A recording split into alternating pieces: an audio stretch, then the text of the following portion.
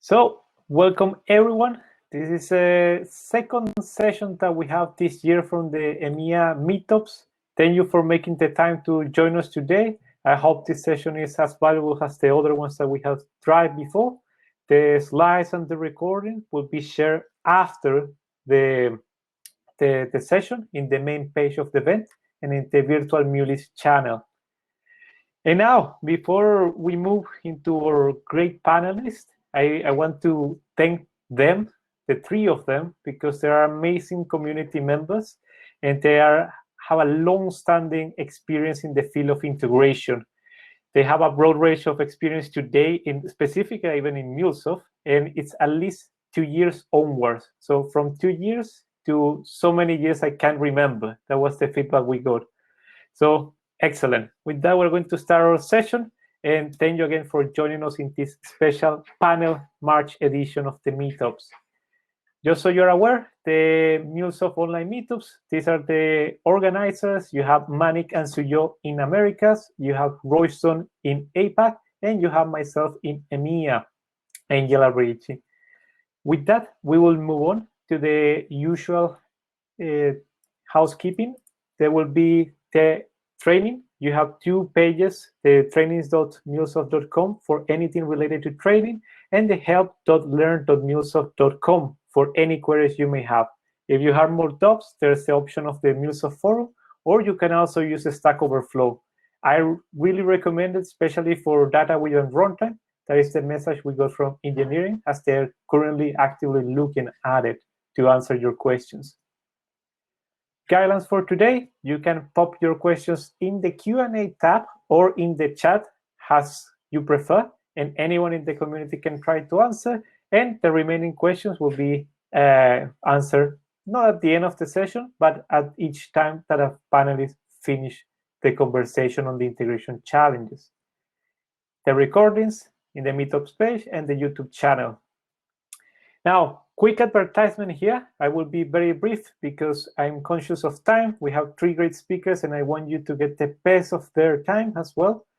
And keep in mind, last week we did the deployment consideration of operationalizing your C4E. This recording is available. In 2 weeks, March 25th, we're getting the PKO for AMER and EMEA friendly time zone, IoT with MuleSoft, that will be with Adam. And Maria and Brett will help us with hub and spoke architecture with Selfos.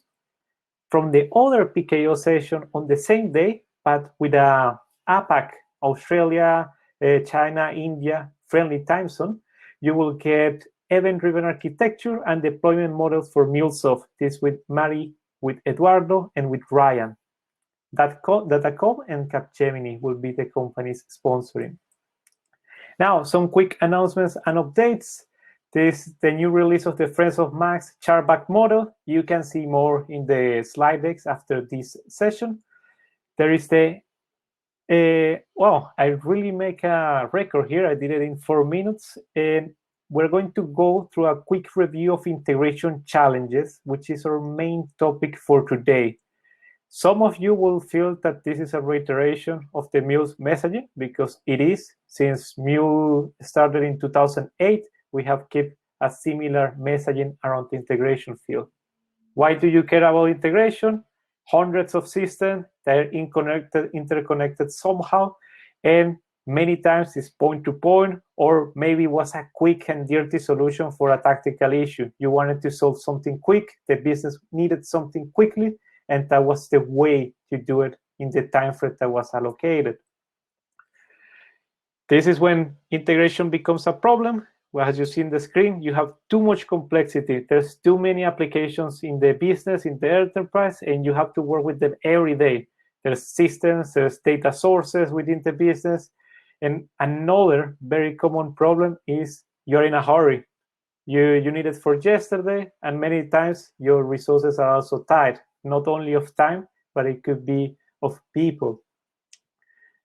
Now, this is the 6 main ones that MuleSoft highlighted on 2020 repo. So legacy infrastructure is a challenge, siloed data, disconnected customer experiences, inaccurate data, multiple clouds, compliance, GDPR, and CCPA. especially when you think about banking. This could be a namer, PCI DSS, for example. Related to data, data isn't where you need it to be. It's there, but it's late. Data isn't formatted correctly. Think about phone numbers. That's a nightmare. Poor quality data, duplicates to your pipeline, or no clear common understanding of your data. These are other examples of integration challenges. Now, I'm not going to spend too much time here. You have seen it before. This is the delivery, the IT capacity. You can see all the different technologies that came into play in the 2000s, and you still have a similar IT team with the same delivery capacity. You have too many applications, you have point-to-point, you're redoing every time, and that's when you think about integration is there to save you. Somehow, you're going to use integration as a way to get those problems fixed, and many times integration could have been the origin of some problems. That's when you're thinking about enablement and assets, and consumption and innovation. This is the IT delivery gap that MuleSoft usually advertises as a marketing. But today we have 3 people that have been actually there in the field, in the trenches. They're working every day with integration. They are integration field. And before I keep talking, let me just check that Mark was able to join us. Sorry about that, Mark. I'm just adding you as a presenter as well. Excellent. You should be able to turn on the camera now. And in a moment, we will open up for the introductions. And before we start, again, thank you, Kevin, thank you, Francis, thank you, Mark, for making the time, for stepping up for the community, to want to share the experiences with us today. And again, there's 3 speakers. Pay attention because they have done a lot and they have worked a lot in integration. With that, we're going to open for introductions. We're going to start with you, Kevin. Hey, good day, everybody. Thanks for having us, Angel. You've picked this up quite a lot, so it should be interesting. Happy to be here. I've been working in integration since 2004, so the early 2000s. Have a large background of message-oriented middleware, service-oriented architecture, complex event processing, event-driven architecture, ESBs, and APIs. I actually spent a little time at MuleSoft, which was fun. From 2013 to 2016, and helped Unilever establish their original Center for Enablement and hybrid integration platform. Since spent time at Rixton, which was a more dedicated, a MuleSoft dedicated services provider, as their kind of chief architect and CTO, helping organizations with their integration challenges, one of which I'm going to talk about today. And Rixton was acquired by EPAM, which is an engineered systems services organization, late last year. And I really get out of bed in the morning to deliver and enable that promise of API-led connectivity. Excellent, Kevin. Kevin, we already have a question here. What was in that drink? What was it? That is a Caribbean iced tea. So it's like a Long Island iced tea, but it's rum. Oh, fair. Okay. Thank you very much, Kevin. With that, we're going to move to our next panelist for today. We're going to open up the space for you, Francis. If you can talk to us about a little bit about yourself. Yeah. Hi, guys. My name's Francis. I've been working with MuleSoft for 4 years. But before that, I've been in IT for just about 25 years. I've done things like integrating directory inquiry solutions from BT and exposing the APIs for international and national directory inquiries. I've been connecting systems with SQL databases, using technologies that were emergent back in the late 90s. But more recently, I've been doing Java and MuleSoft and loving it. I work at Saint-Gobain. That's the people that do the Juicing website. My role's deploying and maintaining the integrations between enterprise systems and exposing APIs for other, particularly the website, to use. Excellent. Thank you very much, Francis. Francis, I have another question. It's about the t-shirt. There's a compliment here. It's actually, I like the t-shirt. I will leave it like that. And thank you again for joining the session today. And yeah, thank you for the introduction. For anyone that doesn't know, Francis is also a very active member of the community. You have seen him before, and there's plenty of materials that he has developed also for the Connect. So thank you for that as well, Francis. Sure. With that, we're going to open up for Mark. Mark, if you can please tell us a little bit about yourself. Yeah, I can. I don't feel either my experience or my photos hold up to Kevin and Francis, but I will do my best. So I'm Mark Hemsley. I lead the architecture team at Rail Delivery Group. So we are the kind of main backend system provider for national rail stuff. So things like national rail inquiries, central reservation systems, smart ticketing. So my role is to lead the architecture team and also to co-lead the MuleSoft practice. We've been a MuleSoft customer for about 2 years now. And while we are still quite early on in the journey, we have quite a few lessons that we've already learned, which is why I'm here today to hopefully share one of those. Excellent. Thank you very much, Mark, for that introduction. And with that, we're going to open up for the panel discussion. So as you can see, the people that are stepping up today, they have been in integration field for many years, and they wanted to share some of their experience. There's a cheeky question here that is about the toughest integration challenge or common challenges you wish you knew about. With that, we're going to start with you, Kevin. And for anyone that is interested to the session, you can leave your questions, whether pop it in the chat or pop it into the Q&A that we have in Pevi. So, Kevin, when we're talking about toughest integration challenges, what does come to your mind? Yeah, there's many, Angel, but the one that in particular I want to talk about today is really how when we were working with an organization that was going through a legacy modernization and replatforming from a J2E web architecture to a microservice-orientated multi-channel architecture, adopting MuleSoft really wasn't leveraging API-led connectivity optimally. And going into that organization, how we was able to bring that API design and API-led thinking to really help them execute on their initiatives and their goals. So without that, I'll get into the details and talk about how that came about. So really, this organization was on a multi-year journey to realize moving away from a J2E web-based architecture for the front-end web app that was connected to mainframe systems over an MQ, which was effectively talking to the mainframe and functional programming on that mainframe. And they were about 18 months into this journey, and it only managed to complete about 30% of the migration to the microservices. But to use the common analogies, the train had left the station, the ship had already sailed, the plane was in the air, but they were behind in terms of where they expected to be, where they anticipated to be. And when we went in to try and help that organization move them forward, the expectations were clearly, don't worry, we're only bringing you in to take care of the Mule API development. All the technical stories are done. The acceptance criteria defined. Solution architecture is taken care of. You don't need to worry about that. We have a dedicated integration test team, performance team, security team. And don't worry, you won't be doing non-production deployments. And non-functional requirements as well, I imagine.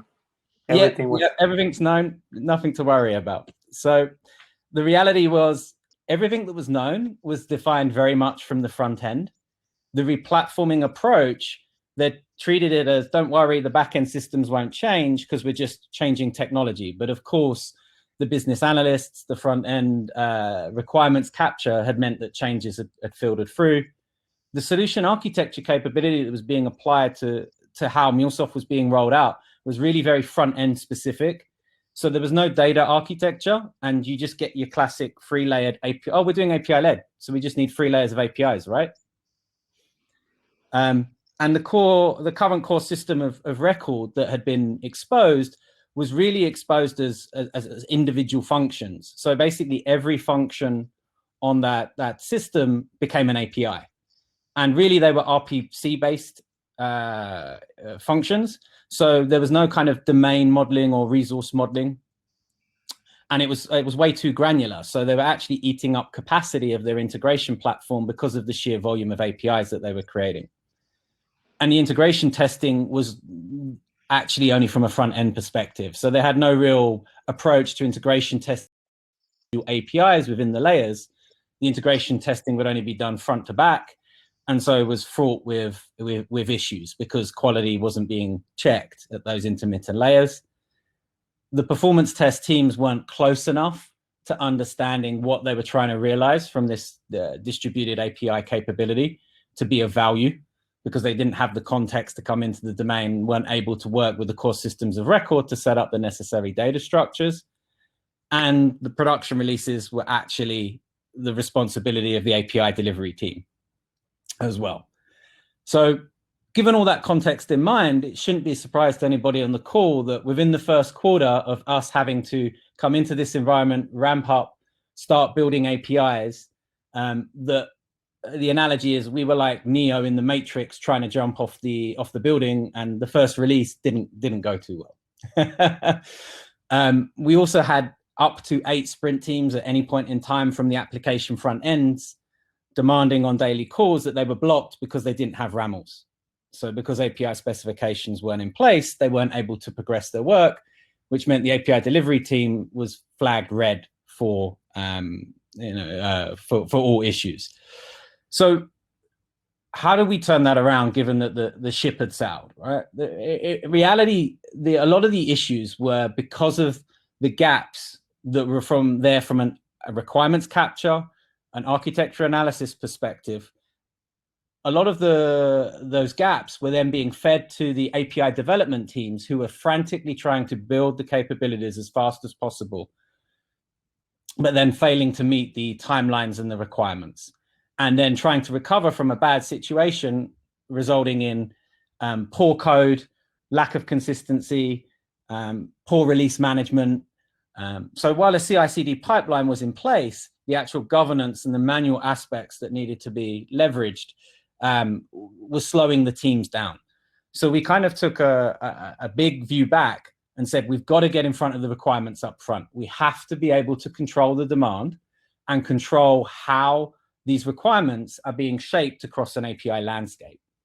And so one of the key things that we did early on, and we were quite lucky because of the amount of APIs they were deploying, because of the approach that they'd taken in terms of the granularity, they were eating up their space at a rapid pace, which was commercially prohibitive because of the amount of compute that they were having to pay for. So we were able to leverage this fact that they had a crunch in terms of the amount of APIs that they were creating, with the fact that they weren't really modeling these APIs using a domain-driven design approach, to say that we needed to participate in the requirements capture and the BA workshops and the screen flow analysis, so that we could introduce a level of API architecture and data architecture up front. So we started to create a hole for the API architects to sit in, and then start to control the flow of work and the definition of work before it hit the unprepared development teams and making it their problem. So we introduced also, when we introduced that API design function, we started to introduce the concept of API consumer workshops and feature walkthroughs with the individual sprint teams that were representing the application build, so that as soon as a RAML was created based on the requirements, we could walk them through the mocks and the examples so that they could actually start integrating with the mocked specifications long before they got deployed and were actually built out in features. In subsequent iterations, we actually created templates for the Mule application, so that once a RAML specification was defined and mocked using API Designer, we could bring that in and actually get that deployed rather rapidly. So rather than hitting the mock, they could then actually also start to hit the infrastructure and overcome infrastructure connectivity problems. And then through a sprint-based approach to deploying those APIs, we could incrementally build out the features of each API slowly, and with the mocked endpoints remaining in place until those features were actually available.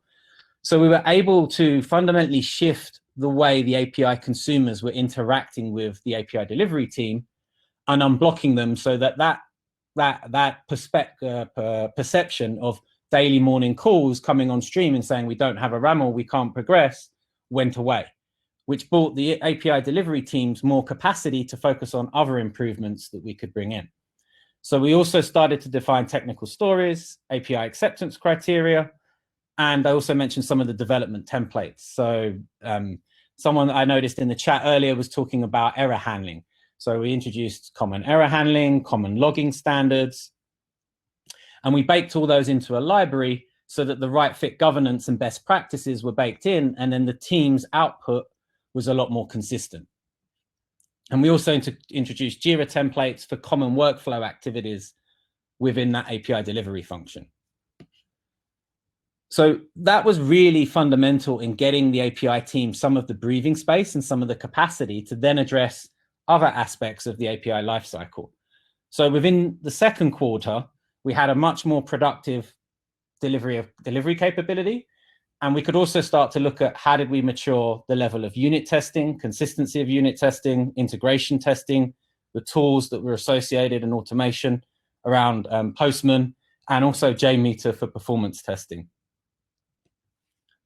And then in the last quarter, we started to look at those operational and release aspects and how we could solidify those.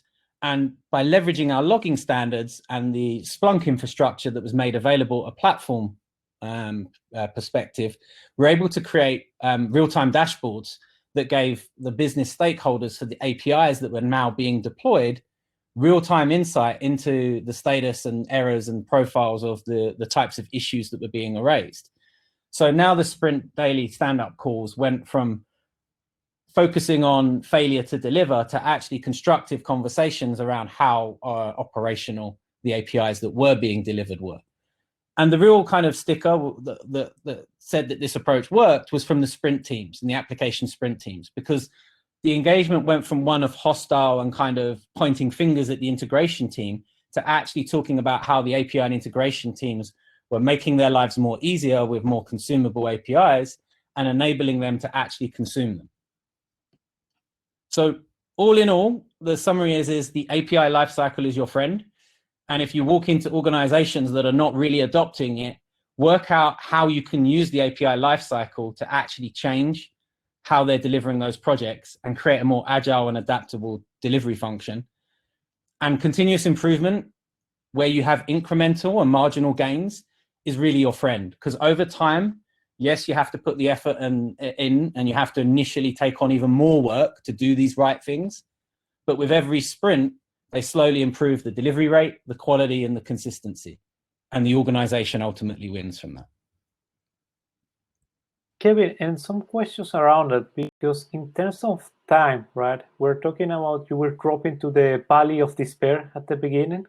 Out of nowhere, all the things that were promised by the business, by the teams that were engaging with you, these non-functional requirements, automated tests, this API-led that they have in place that was not really, it was just a point-to-point with 3 different layers on top. How long did it take to turn the situation over? Because that's something that as former developer, sometimes I was thinking about maybe a couple of months and you think you will solve an issue. But in reality, with the complexity of business, it takes so much more. In this case, you're tackling many things, including culture, CI/CDs. You're tackling how is the DevOps culture within the company. Are they actually deploying automatically? So the question is around how long, an approximate on how long it took to turn over that situation. Yeah, absolutely. I mean, I think we were very lucky in that at least the organization had they had a mature deployment platform, and from a MuleSoft perspective as well, they had a mature CI/CD pipeline and process in terms of how they had to move the components, the deliverables, through the different environments and into production. So thankfully, we didn't have to address that kind of fundamental infrastructure. But to your point around how long did it take, getting that API design function took at least one full API delivery, and that was about 12 to 16 weeks before we kind of got our first real success. Because at no point, when you go into that environment, you can't say, guys, this is all wrong. Stop the clock, stop what you're doing. You just can't do that. So you have to go in and work with the existing processes, the existing people and how they operate. And you have to learn about the environment as well to discover how you can change it. In terms of bringing that API domain expertise in, as I say, I think we were lucky because they had a capacity problem. They realized that they couldn't keep going on printing APIs at a functional, fine-grained functional level. So they realized they had to collapse them. And the best way to collapse them was to say, stop propagating your RPC-based functions and let's do some domain-driven design. So we were able to use that kind of capacity pinch point to accelerate the adoption of API-led and API design. So maybe it would have been a bit longer if we hadn't had that pinch point. But once we got some visibility in terms of API design and got them into that process and that thinking, and they started to see the benefits paying off for the teams that were consuming the APIs, then it kind of became a self-fulfilling prophecy, and it became a lot easier. But it's almost, I guess, that train, when a steam train starts very slowly and it takes a while. I was really identified with that you mentioned around the continuous improvement, because I remember in different companies when we tried once to do this Sprint Zero, we already had our own practices, there were already teams there, and suddenly they were trying to change absolutely everything from one morning to the other. And that didn't succeed because there was no understanding of what were the blockers for the developers teams, what were the blockers for the architects that were working there, for the business analysts. There was not a continuous improvement. It was more like just break everything and start from zero. Just like you do the analogy from the train, I really like it. The one that it already left the station, it's already going, so you need to sort it out in the way. You cannot just blow up the train and start from scratch. Okay, if we have any questions for Kevin, this is the time to shoot. Also, panelists, Mark and Francis, if you want to ask any questions, this is also the time for any questions that you have around what Kevin was talking to or comments that you may have.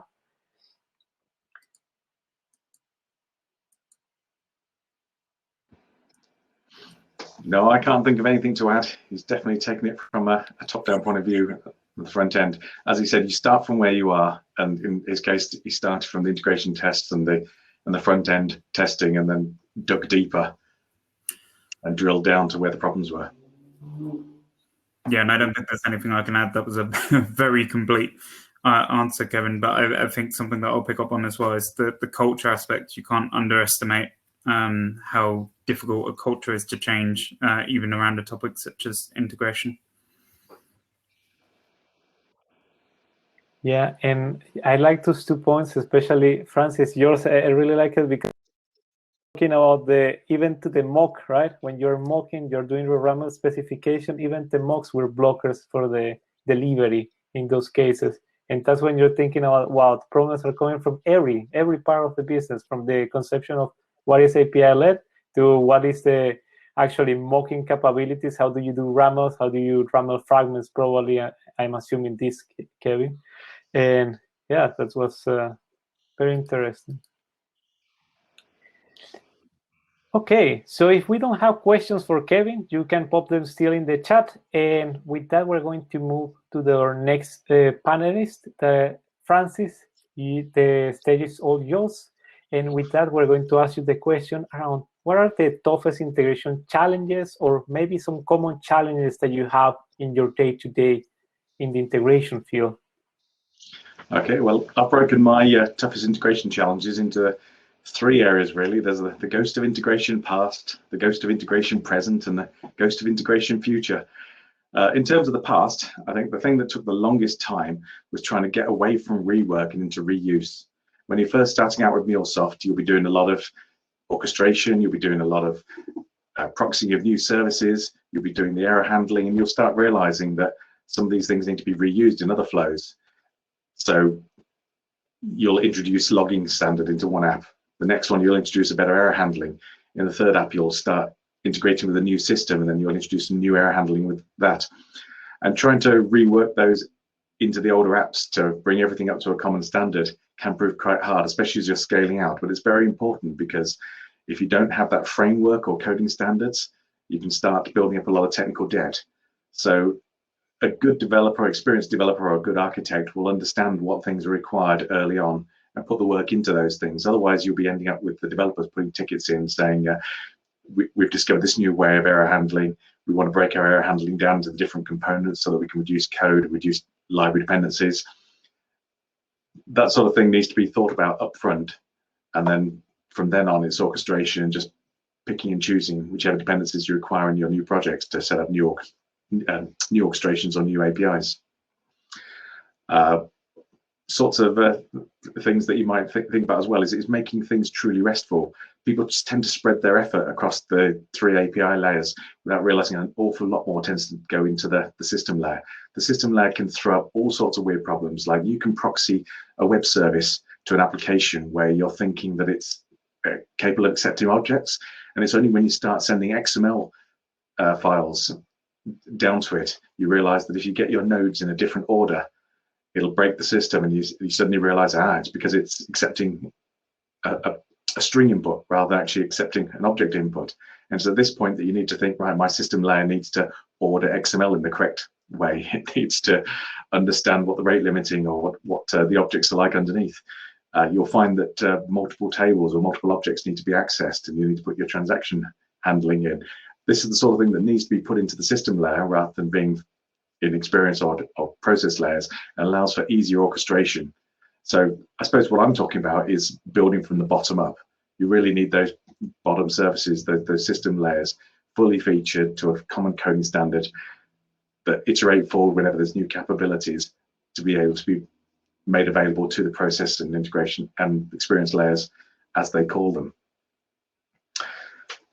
Then my ghost of integration present, as it were, now is getting into the orchestration, moving data between systems, particularly migrations. If you're going from one ERP system to another, you'll find that you'll need to migrate data, or you'll need to integrate 2 systems for a working period whilst the 2 systems are being used and functionality or capabilities are coming online on the new system. That can mean that you have differing levels of source of truth. One system might not be the source of truth for the whole amount of time, and that can affect how you design your canonical models.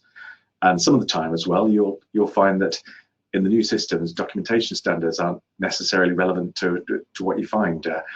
I was finding last week that emails in Salesforce weren't allowing underscores, but our existing system does allow underscores. Indeed, the Internet Standard allows underscores. So you have to make decisions on whether you do transformations or whether you filter out data and remove from the canonical model. And that usually involves talking to the line of business and finding out exactly what the customer wants, what windows they require for what bits of data. So it can be a moving target, and you'll find that you'll be doing a lot of work within that process layer, changing things and trying to understand your bounded concepts. But that can only really go ahead when you've got a good understanding and a good RESTful implementation of your system layers. And then finally, as a third part, my ghost of integration future. We're working in COVID times. There's ransomware attacks out there and kiddie scripters trying to break into systems. Everyone has to be aware of the security implications for their systems, doing upgrades, for example, making sure you have the latest versions of load balancers. This can mean that there's maintenance windows that are planned now for major upgrades and move forwards to latest versions. This can mean you might have some outages, or whether expected or unexpected. And what I've found sometimes is that things like file and SFTP connectors, if they ever have to read a directory that may have 100,000 files or messages, your choke point is at the inbound connector and not within the Mule flows themselves. So at some point, I've got to learn to use the Java SDK and redevelop the inbound connectors just so that I can handle outages and give some more robustness to my integration implementations. That's pretty much how I describe what my 3 integration problems are. As you can see, they're very bottom up. If anyone's got any further questions, I can fill out a bit more. Yeah, and just adding there, because Francis was doing a reference, maybe not everyone catch it around the Christmas Carol. For me, it was a little bit hard to catch, as I'm not originally from UK, but it's a classic that's been everywhere, from Disney to any kind of series or book that you can think of. There's reference to the ghost of the past, present, and future.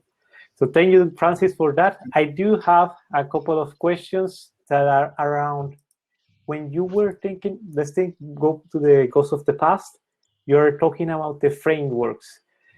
Yeah. There is a common challenge I see with customers that sometimes they onboard MuleSoft, they don't have Catalyst launch, they don't have a partner that helps them, and they try to do all themselves.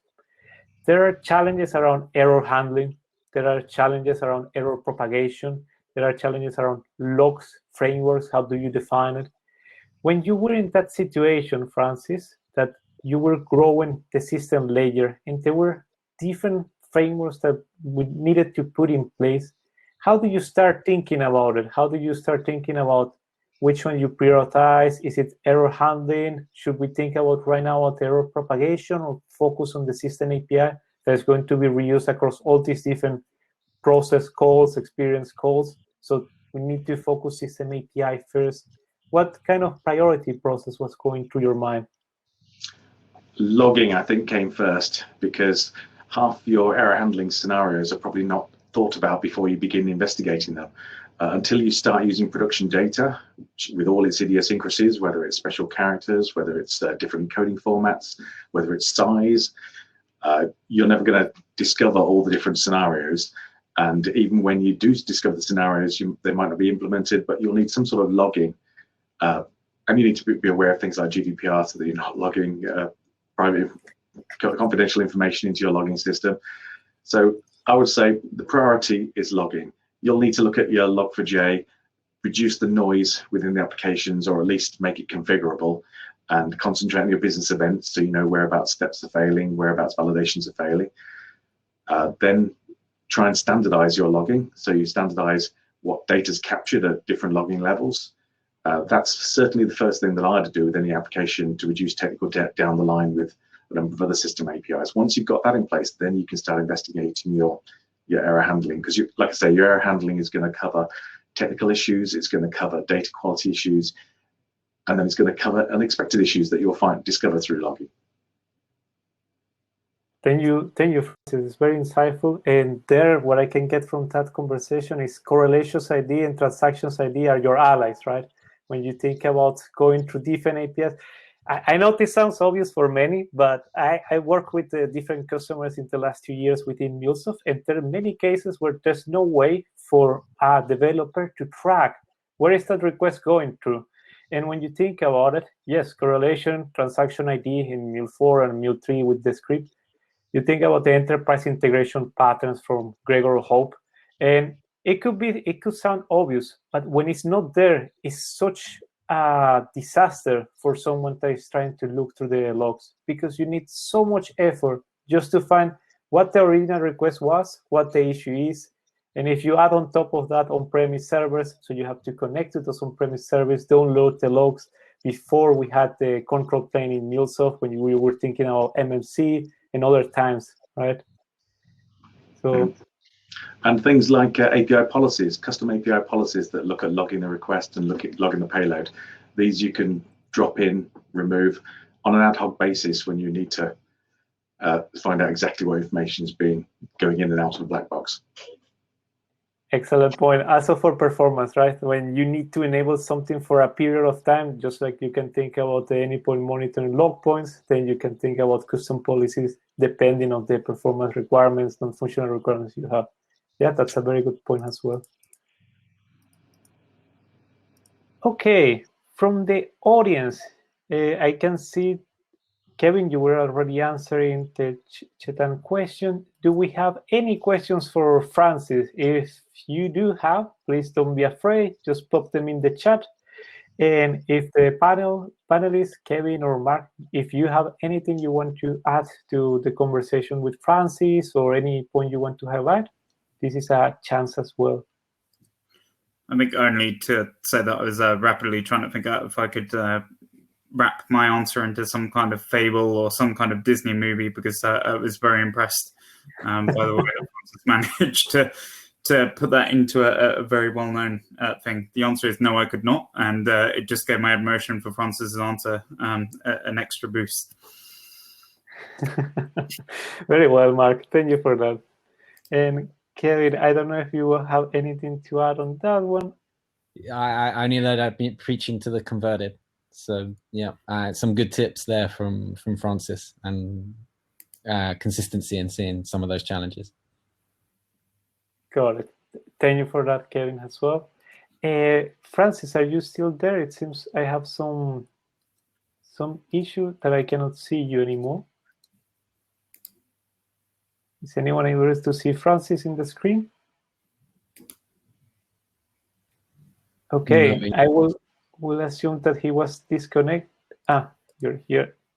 Francis, there's one last question from Chetan that is, when you were handling large XML files, what was your thought process to manage to do that? Because it seems that he is having some issues with it. Oh, wow. Let me review that. I will allow you the presenter mode. 1 second, remove and add it again. Everyone, we're getting some technical issues. Let's see. Now, Francis, I give you back the presenter right. If it's not working, doesn't seem to be working. Oh, there you go. It seems to be working. Welcome back, Francis. You missed the round of shout-outs. Yeah, the rounds of compliments to you. Oh, I could hear them. I just couldn't speak. Fair. So that question was about large XML payloads, was it? Yes, large XML files. It's specifically was from Chetan. I'm guessing this will come as well from memory concerns or other file streaming topics that are related to it. I've been relatively lucky with XML. There's not too many of my endpoints that either feed in XML or export them out. I have been able to read them into memory on the test systems, but only because I have a lot of memory on my test system. So yeah, I'm aware that particularly when you're doing sorts and group bys or trying to transform some data, you find that you do need a lot of data weave memory. And there's been a few issues with some of the data weaves on like number of nodes or number of things that can be included in an array. Those are mostly fixed by the newer versions. I try and stream where possible. And if I have a large XML, I'd be more inclined to break it down, because if there's arrays in the data, I'd try and break it down into individual messages and handle it that way, and then build it back up again afterwards. In terms of data, tools like Notepad++ with big file plugins or EM Editor is another tool that it's more for databases and record files rather than XMLs, but they can be your friend too. Thank you for that, Francis. And that point on streaming is very important. When we talk about MuleSoft, I think it was version 3.7 or 3.8, where it was not enabled, I think, for HTTP requesters. That was an issue. Locally, after I think it's 3.8, you should be able to do some level of streaming of files as well. From Chetan, there is a continuation of the question. It's more like he wasn't as lucky as you, and he's still going through the issue, but thank you for answering. It says that it's very complex XML, CPMI, and they cannot break it into parts. XPath? It was XPath. Chetan, will that work for you? A lot of XPath statements to try and build just what you need, or scrape out what you need. Or, I mean, he's talked about using potentially a custom connector. You could go with creating something with the Java libraries and using a Sax-based parser. It would be a lot more custom, but it would probably be more memory efficient. And to that point, sometimes happen, I remember with a big financial customer that was around Swift payments, that they needed to pass, no, it wasn't an XML file itself, but was the transformation. They wanted to have more than, I think it was 2,000 lines in data weave and transform them from one XML to another format of XML that they got. They were having a lot of issues, and they ended up doing something similar to what Kevin just highlighted, building their own custom connector, building their own, using a default library, because the file was too big for data with 1.0. In runtime, I think was 3.8 to handle. That was sorted later on in 4.3, but just so everyone is aware as well. That's what they did eventually, Kevin, and you answer. Was looking for some connector in Exchange, and result was nothing. Connect to Chetan, or better yet, keep it closed source and sell it. Yeah, you can reach out to the MuleSoft team. You go to the portal and sell the connector as a partner, or you can open source it and be a hero for the whole community. Okay, Francis, Kevin, Mark, thank you very much for the helping with the questions. Now we're going to move forward to the last panelist for today. Mark, there's a lot of responsibility now. You are the golden closing here, the golden close. So with that, we're going to give you the stage. And toughest integration challenge. Sorry, go ahead. A lot of pressure there, not least because I'm not sure I can weave such a succinct story as Kevin and Francis, but or have as many answers. So for me, the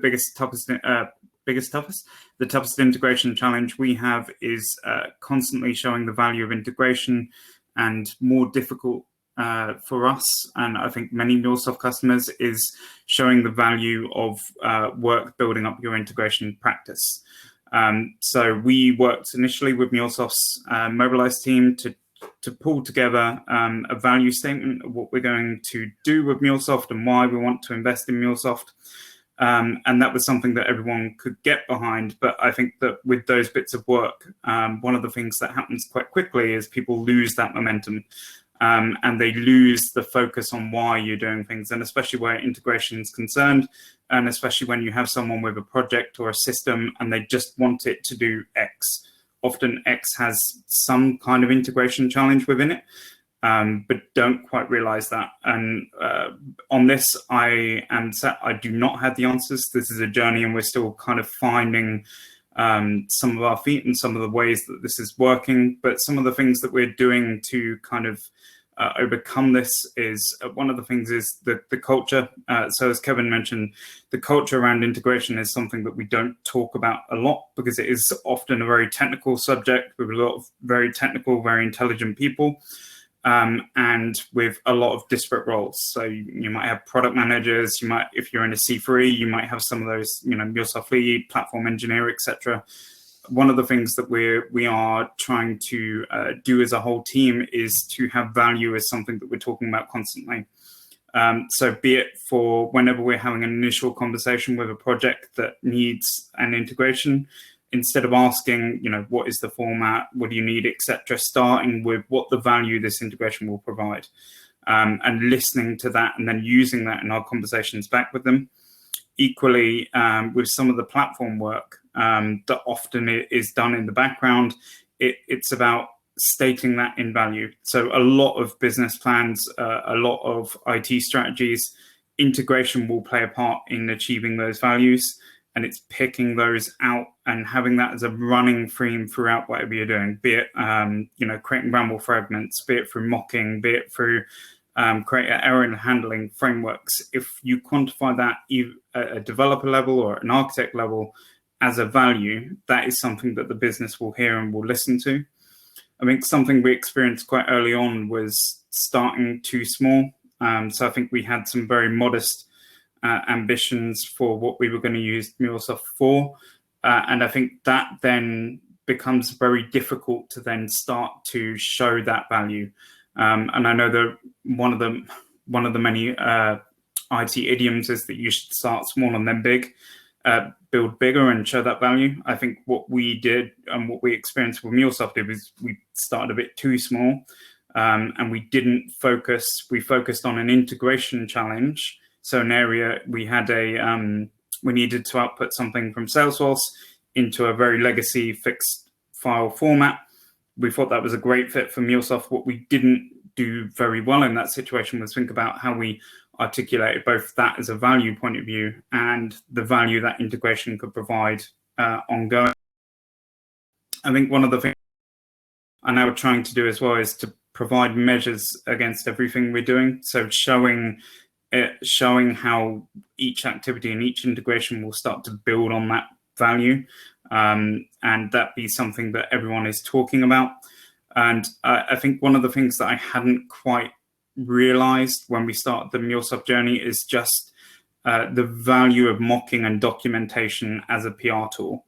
So I think often mocking is seen as something to support communication, to make sure everyone's on the same page, but if that fixes a business problem, in many people's mind, you are 90% of the way there. Although there's a lot of work to be done on actually building up that integration, if you can show, look, this was impossible or this was very difficult, we can do it in a mock. That is a very key way to show people their change. And also, one of the things that we are going to start doing is implementing measures and values in our documentation as well, and showing why we're doing things. So instead of just talking about the integration and what it does, why it does it, and what role that has in its business, in our business. And I think equally, it is a journey. Culture doesn't change overnight. Integration is not something that's going to suddenly be the sexiest topic in your business, is not something that everyone's going to want to talk about or be involved in. But you, as whatever your role is in MuleSoft, and I think that's why I was keen to talk to people from a developer and architect background instead of kind of going in a business sphere, is it is everyone's role to show this value. And I think that one of the things that I would encourage is to talk about that and to shout about the good work you're doing, because it makes it very difficult to keep momentum in a space like integration if you aren't screaming at people that you're doing something well. And integration is one of those areas. If it goes wrong, people are going to go scream at you. If it goes right, equally, you should scream back at them. Sorry, Angel, that was not as succinct as Francis and involved encouraging people to scream at their colleagues, but I hope that answered the question. Yeah, thank you very much for that, Mark. I think you touched base at problems that I have seen with other customers as well, and that is a very important one. How do you demonstrate value? Sometimes when we're working as a developers, we're not thinking about it. When you're working as an architect, you start thinking about it. It really depends on the size of the company and the role that you are in that company. But from what you mentioned, I really like that you mentioned a scenario that is particular, because we usually aim for this quick, small win. But in that case, it was too small to be successful, to be impactful within the business. So yes, it was successful, but it was too small for the business to care. Is that what happened in that quick win, Mark? I think there was too much of a technical challenge, and we didn't frame it as a business challenge. And I think equally, we went in a small scope for the business, but a very difficult technical scope. And I think that is one of the difficulties that we saw in that area. And I think you're right, Angel, it's getting that size right. And unfortunately, I'm not here to say what the right first integration is, because I don't think there is such an answer, but it is finding that perfect size, or the thing that people care about or complain about. If you can fix something that people complain about, then people will start to see that value and start to see how integration can support what they're trying to achieve. Yeah, excellent comment there, Mark, because again, this is a topic that I find that is so for many customers. And you start thinking about it, how do you represent the results back to the business? You were tackling an integration issue. How does it goes back to the business? What are the KPIs that the business is interested? What are the metrics, group of metrics that you can have to show back to the business? That's when you start thinking about some sort of CIO dashboard, or a place where you can showcase the reusability, where you can showcase what is going on with the platform, how fast are the integrations now that you're working with this integration tool or this other integration tool. Yeah, that was very interesting. Mark, I will have one question there. In the case within RDG, have they considered around KPIs, about the metrics accelerator, CRO dashboards? Is there any sort of implementation that gives that visibility as well for the business stakeholders?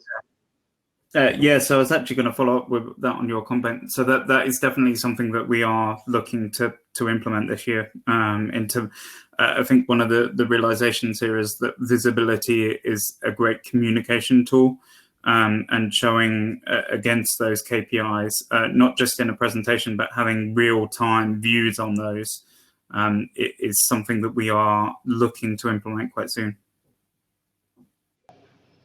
Okay, excellent. Thank you for that, Mark. With this, we're going to open for anyone else will have.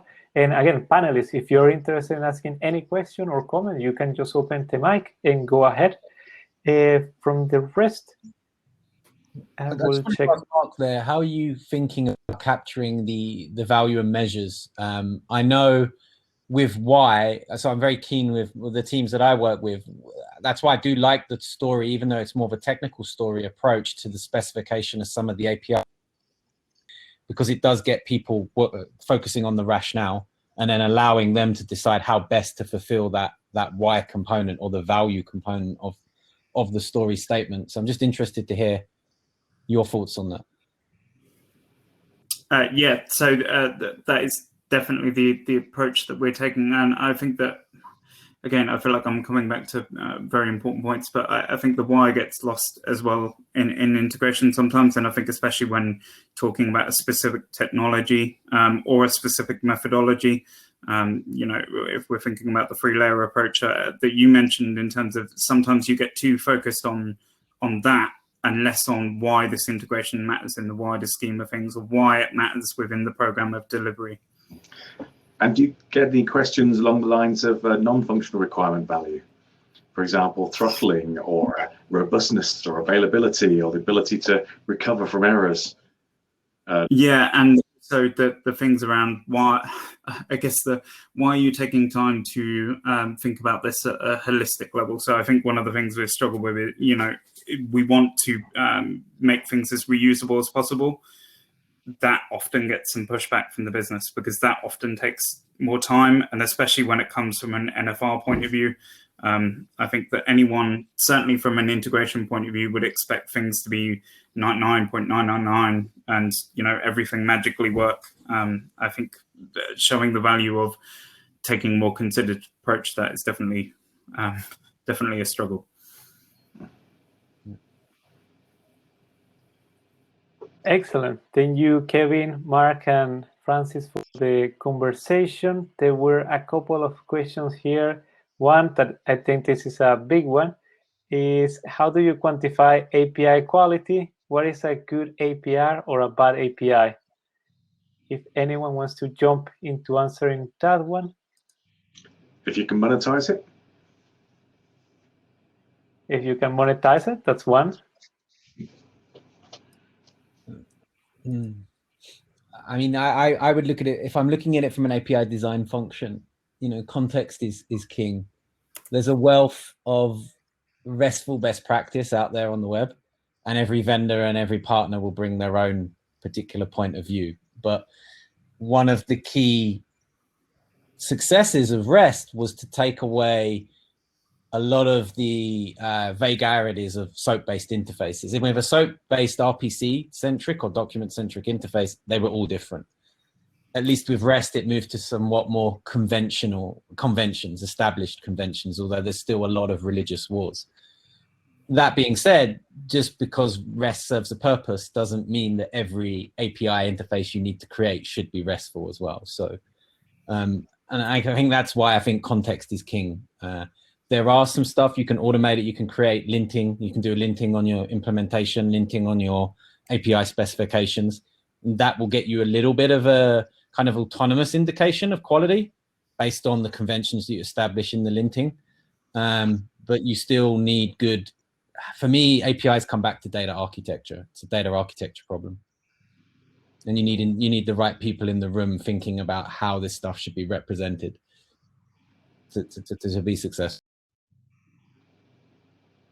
Yeah, that draws on that point about the bounded context and canonical model, and you're arguing the toss over which systems are the better source of truth and which things need to be within the canonical model or not. Just a note on that, the importance there is then capturing those why decisions that you take, capturing them. Because in 6 months' time, you'll probably be having the same conversation because you will have forgotten, or whoever took the decision will have moved on and you won't have that record.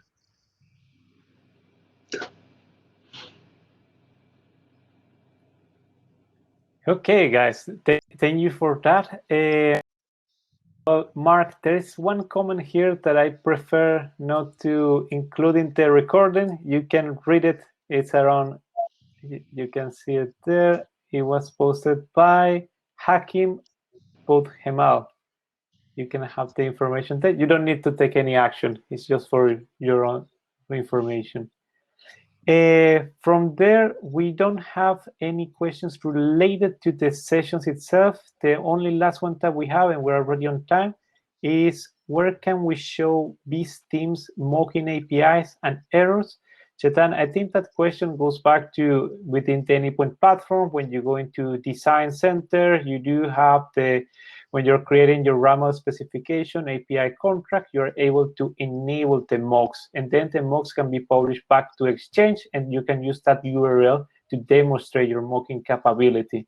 It's quite useful, especially as Francis mentioned, and Kevin mentioned as well, when you're working with front-end teams that just want to consume your API as soon as possible with a mock that works. It's just an example. Hope that answers the question. And from there, we don't have any other question around the panelists.